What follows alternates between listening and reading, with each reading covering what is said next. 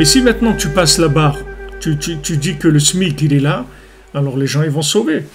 Et comme la plupart des gens ne connaissent pas la halakha, en général les gens qui sont ignorants, ils font beaucoup plus que ce qu'il faut faire. Ou ils ne savent pas du tout, donc ils ne savent même pas ce qu'ils font.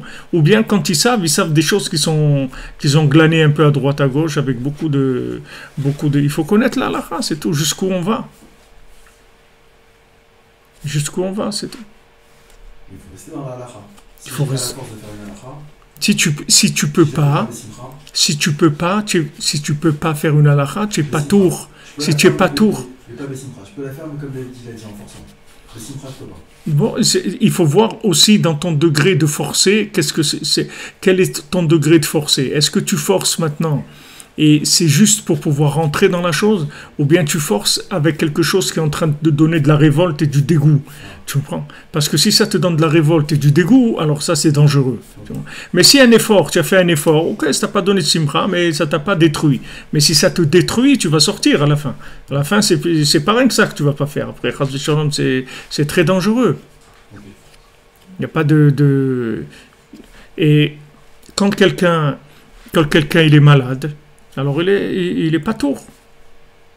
Quelqu'un qui est malade. Qu'est-ce que c'est quelqu'un qui est malade aujourd'hui? Tous les gens ils sont malades. Tous les gens ils sont fous. Tous les gens ils sont malades. Donc les gens d'après le Shulchan Aruch ils sont pas tours de 80% des choses. Ils sont pas tours. Faire. Maintenant, si tu es quelqu'un de normal, tu penses que tu es normal, alors bon, il faut faire. Mais si tu sais que tu vois comment est ta tête, tu vois ce que tu ressens à l'intérieur, tu vois comment tu es déchiré dans plein de choses et tout, tu vois que c'est pas clair en toi. Donc tu vois que tu es malade, c'est tout. Quelqu'un qui est malade, il n'est pas tout. Pour les choses comme des tâches difficiles et des choses qui étaient toujours encore un paquet, oh là là, encore un truc. Mais il va arriver un moment où tu vas chercher ces choses-là, toi-même. Tu vas dire, il y a quelque chose à faire encore. Parce que j'ai envie de faire. On va dire, tu es fatigué? Non, je ne suis pas fatigué. Tu as sommeil? Je n'ai pas sommeil du tout. J'ai envie de faire encore. C'est à ça qu'il veut t'amener Rabbi Nathan avec l'écouter à la route. C'est là où il veut t'amener Rabbeinu. Ne crois pas que Rabbeinu il veut t'amener. Rabbeinu, c'est pas quelqu'un qui cherche les réductions. Rabbeinu, il le top. Rabbeinu, il est très exigeant. Seulement, la méthode qu'il donne, c'est pas la méthode qu'il est utilisée dans le monde, c'est tout. Cette méthode qui est dans le monde, c'est une méthode qui détruit les gens, pas qui les construit. Ça construit que des gens capables. Mais des gens qui sont pas capables, ça les construit pas. Tu vois aujourd'hui des gens comme ça qui sont amenés dans une situation. J'ai vu un boxeur, il a raconté. Il était, je sais pas comment il s'est fait embrouiller et tout, mais en tout cas ils lui ont fait. Ça faisait des années qu'il avait plus fait de la boxe ni rien. Il était dans des problèmes financiers. Ils lui ont dit maintenant tu vas faire un match avec quelqu'un en Amérique et trucs et tout. Bon, voilà, il l'embrouillait, lui. Mais après, quand il est arrivé là-bas, il a vu que le gars, c'était un monstre, le gars, contre qui il allait se battre. Il a dit, il va me tuer, c'est pas un il va me tuer, c'est-à-dire, il va me donner un coup de poing, il va me tuer, le gars. Et il est arrivé là-bas, il a senti en lui une motivation, un truc qui s'est dit, non, si je suis là-dedans, c'est que je peux y arriver, et je vais y arriver, etc. Et ça n'a même pas duré 2 minutes, il a mis KO le bonhomme. Et après, il raconte son histoire pour encourager les gens. Il dit, qu'est-ce qui m'a amené à ça? C'est parce que j'étais dans une situation financière catastrophique, plus rien. Je me suis laissé embobiner dans un match, des trucs. J'ai été pour sauver ma vie, c'est tout. Et quand j'ai vu le gars, j'ai eu très peur. D'où elle vient cette peur-là? Alors il te dit, pourquoi tu as peur? De quoi tu as peur? Si c'est ce que tu dois faire, fais-le. Pourquoi tu as peur? La peur, elle vient de Havash et Beyamim. C'est-à-dire, quand maintenant, tu te bases sur la logique, alors tu n'as aucune chance. Mais cette logique-là, d'où elle vient? Si maintenant, tu as une grosse perte financière et tout, donc tu n'es plus dans une logique normale. Tu es dans une situation de bille noire.